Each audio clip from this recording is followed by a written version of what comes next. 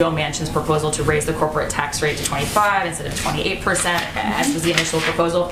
So should we read this conversation about raising the corporate tax rate to 39.5% as more of a starting offer?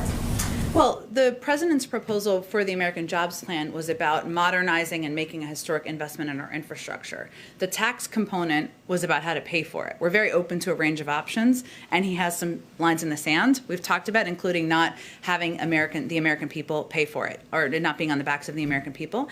It relates to the capital gains rates and the top margins that you've seen reported out there, the president's bottom line is that people making under $400,000 a year will not have their taxes go up. So if you look at these proposed numbers, which are consistent with what he talked about on the campaign trail when he was running for president, what I can say is that it will only affect people making more than $1 million a year. That's 0.3% of taxpayers, or 3 out of every 1,000 taxpayers.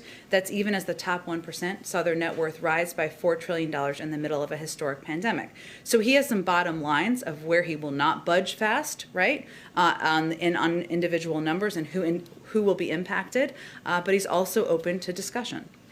We're hearing that Biden is also considering in the proposal ending the child tax credit, even though we've seen progressives You mean extending it? Phasing it out? Yeah. Well, it's not permanent currently. Exactly. So are you mean extending it or making it permanent?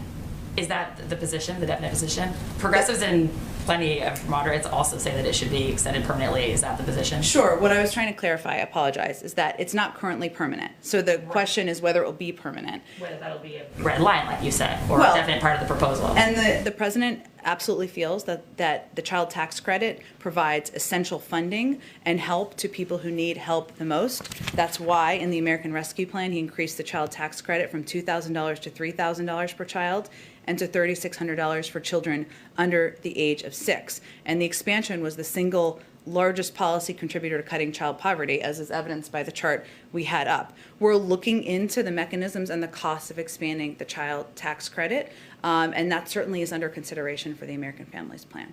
Yeah, it doesn't sound like you guys want to budge on that one.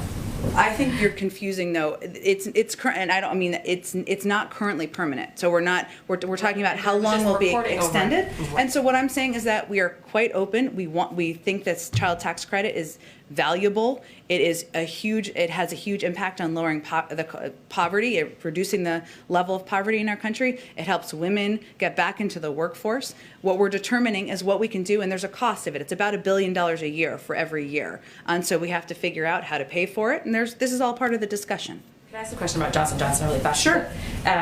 We've seen so many of the FEMA mobile clinics